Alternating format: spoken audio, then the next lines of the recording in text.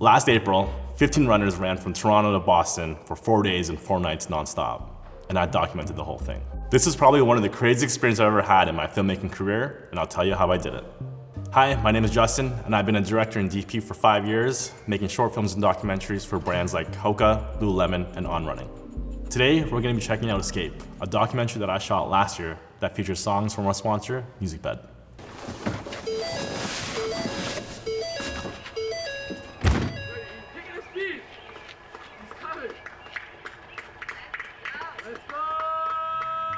So the runners that we were filming, we've been following these guys for maybe a few years, and this was not their first escape. Like before Boston, they ran to New York, they ran to Chicago, and then for this documentary, they're running to Boston. So when they approached us to follow their journey, couldn't say no. On the grand surface of things, Escape is a group of runners running from A to be for a cause or for a message. There isn't a true definition of what escape is. It's all relative to how you perceive it, right? And at least for me, filming these guys doing this, it gives these people an opportunity to get uncomfortable and to be comfortable feeling uncomfortable, right? So that's pretty much what it is. This documentary is actually on our YouTube channel, so you can check it out in the description below. So at the end of the day, sure, it's physical, but we're willingly deciding to suffer. We're opening with a shot because I feel like it really engulfs what the whole craziness of this whole adventure is, where the driver ends up being the runner, where this guy here was actually the driver. And it's a long shot, so maybe like a 15-second shot that just, it makes the viewers kind of sit in the moment and kind of analyze what's going on, right? So that's why we wanted to open up with this. It's not a race, first and foremost. You're there for everything but the distance. Like you're literally just going as a group of friends for a long run. It's like an adventure of a lifetime. None of these locations were planned, pretty much. Whichever new location that we were in, we took the camera out and then we tried to really work with our environment. And the beauty of documentary filmmaking is you kind of have to work with what you have in your surroundings, right? And that's exactly what we did. It's a journey, right? This whole thing is a journey, and we want to follow the journey from A to B. So this is actually the finish line. Like this moment here, you won't really know until the end of the documentary, but it's a little snippet of what the finish line is gonna feel like.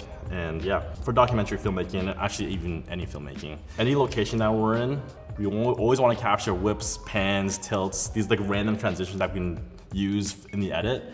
And it's funny because you can see us in the middle of the road and then you just see one of the cameras just going back and forth like this. We use these transitions because it helps move the story along. It helps build that energy of things are moving fast, right? And then even for something like this, we use it as like a juxtaposition where things are moving fast, but then it transitions to a slow, still frame.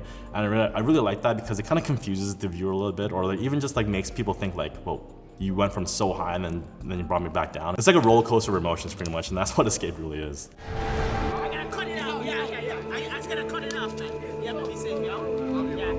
So this moment here, we are still in Canada. He is one of the runners that's been a part of Escape for a while, but unfortunately he couldn't be on this trip. And this was the moment where he said his goodbyes because he's like, I'll follow you as much as I can, and then I gotta go back because I got work to do, you know? So I feel like still having him a part of this this journey was much needed.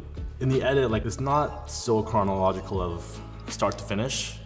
Well, the overall structure it is, but the nitty-gritty of it, like it's like we didn't really edit like that.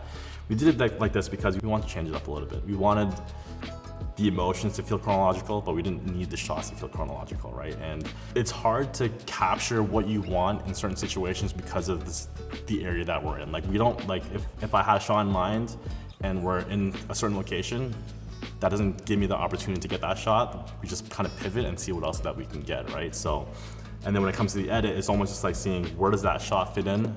Does it fit in the end? Does it fit in the beginning? Does it fit in the middle? The beauty of this is like a documentary gets made like 3 times in the pre-production, and then the production, and then the post-production. Going into it, I see it going like this. Being in it, oh, it's going like this. After it, oh, it's actually gonna go like this, right? So you never know how it's gonna go, but I think that's the beauty of it. Like it keeps you on your toes, and it really makes you craft and mold what you want the emotion to feel like. For myself, this is an amazing opportunity to get uncomfortable, and I need to do things I don't let.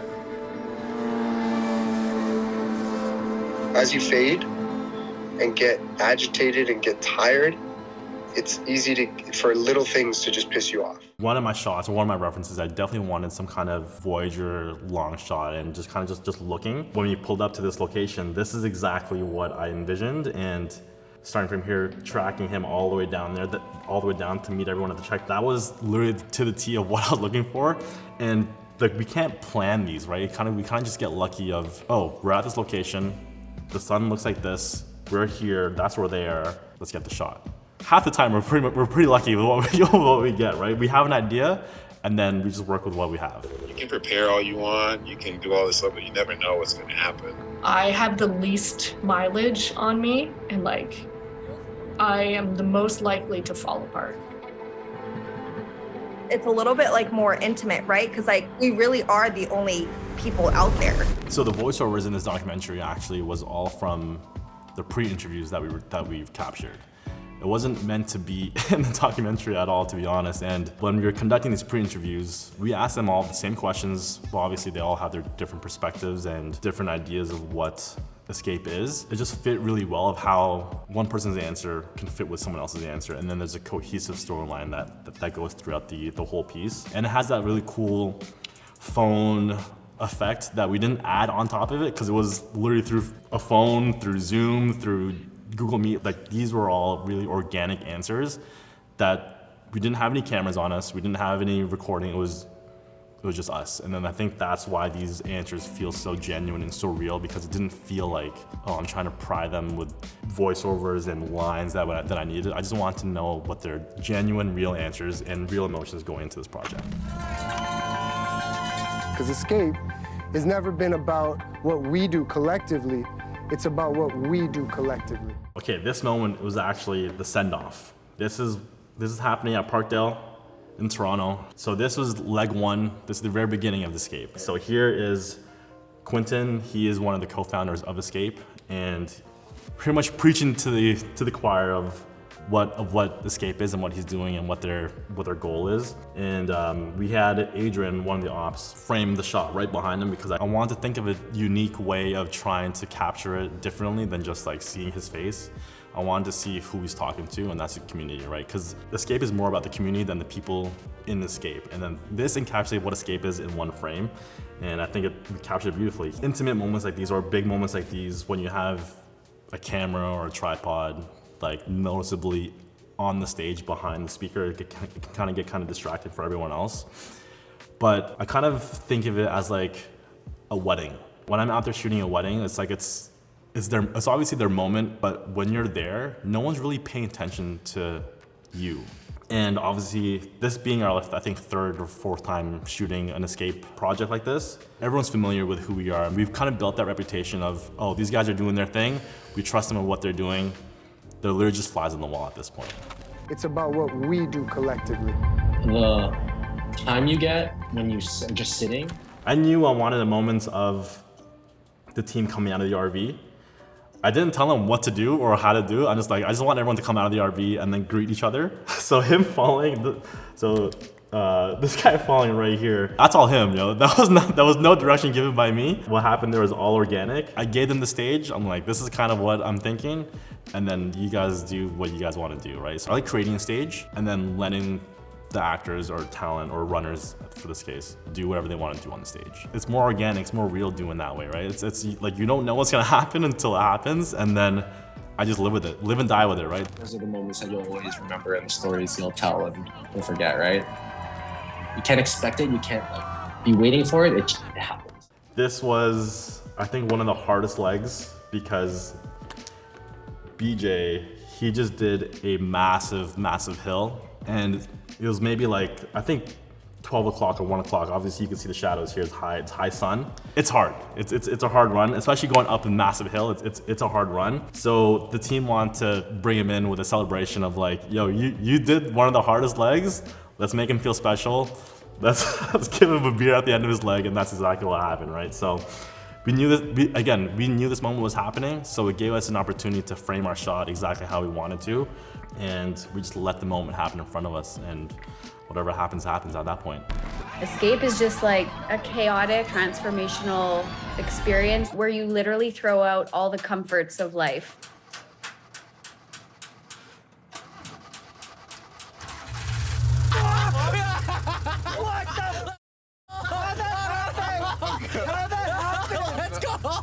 guess, from the perspective. What happened? Yo, we got power. We're never gonna get off. We're in the first night, and all of a sudden, the RV breaks down.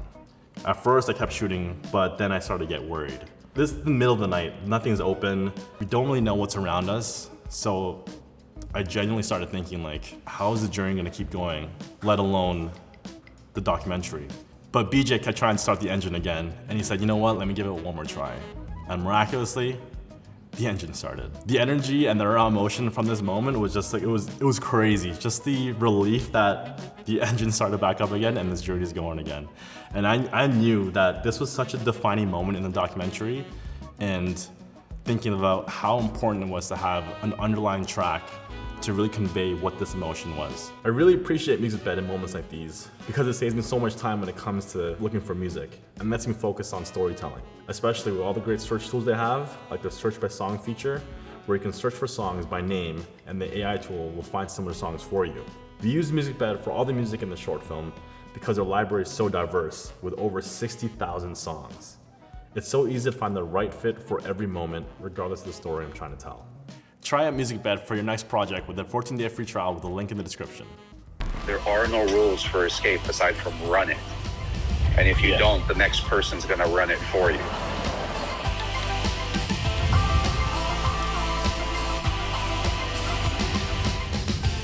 The structure of this edit was, like I said before, it's not really chronological order, right? Like in any edit, you need to kind of have a redemption to reach back to the climax, right? So for instance here, you kind of figure out what escape is, you're following the story, and then the RV breaks down, story goes down, emotions go down, then the redemption, RV starts again, and then we're up and we're going, right? So that's pretty much how this storyline is going. This moment here, after the RV starts back up, we're pretty much here and then we're sailing through it, right? So, but like I said before, the edit isn't in chronological order because the RV breaking down happened in the first night, but in the edit, it's like closer to the end, right? It's the emotion of the story that I want to follow.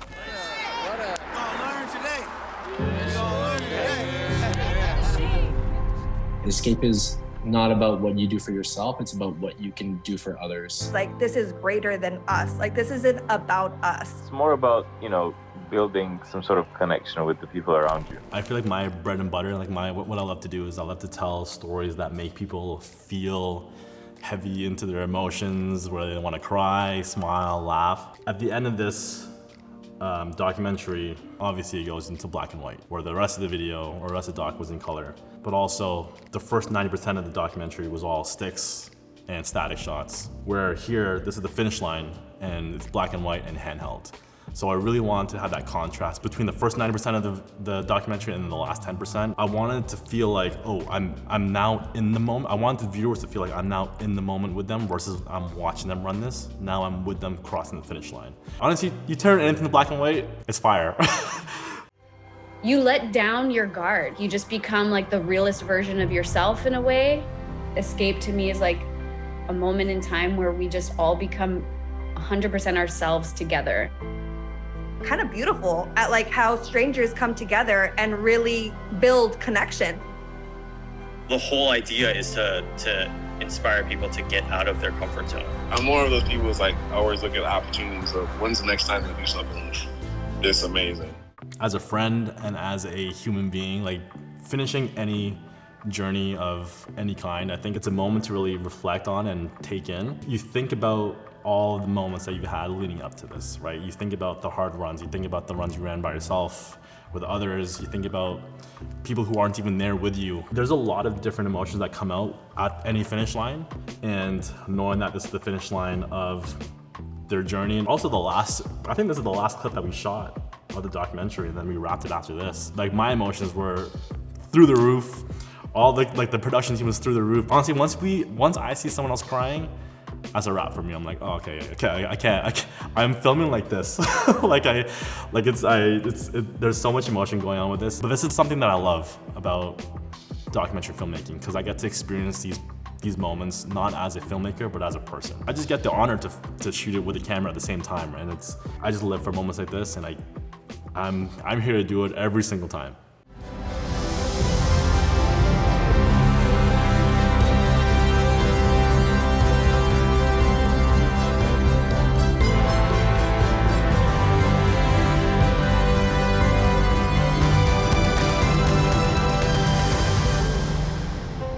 having each person have like their own portrait shot was definitely the idea going into this thing beforehand.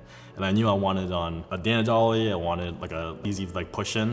It was hard lugging a Dana dolly around from Canada, from Toronto to Boston, but it was an emotion that I definitely wanted to include. I took this reference was actually from Last Chance U. At the end of Last Chance U, the basketball seasons, they end their whole series with a portrait shot of each player. And when I watched that for the first time, I'm like, dang, that really got me. I'm putting that in my back pocket because I definitely want to do something like that. And then going into something like this, that's exactly what I wanted to do, right? So I wanted that same emotion that I saw watching that series into this, and I feel like I think I did a pretty good job doing it.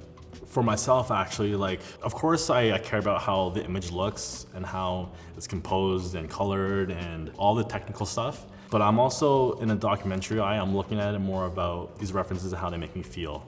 Again, we're documentary filmmakers. We don't know what's gonna happen. We don't know where we're gonna be, what people are gonna say, but I do know that there's an emotion that we can create, and that's something I love to tell. The overall message of this documentary was we didn't want to really tell the story of these runners running from Toronto to Boston, like how they did it, the adversity that they went through, the physical journey. It's more about the emotional roller coaster that these people go through. Taking these people out of their comfort zone and seeing how they can mesh with other people around this journey, and then seeing what the beautiful stories that come out of it. And I think that's what I love most about documentary filmmaking, is that I get to meet people, I get to experience these things, and sometimes be a part of it. I ran a few legs. Like, I started running because of these people, right? So it really changes your perspective on life, and it's not work for me, it's more life for me, right? And it's something that I cherish forever. Looking back at it, I'm like, I don't think there's a thing that I would change. I think we executed it to how we could, to the best of our abilities, and we did a pretty good job.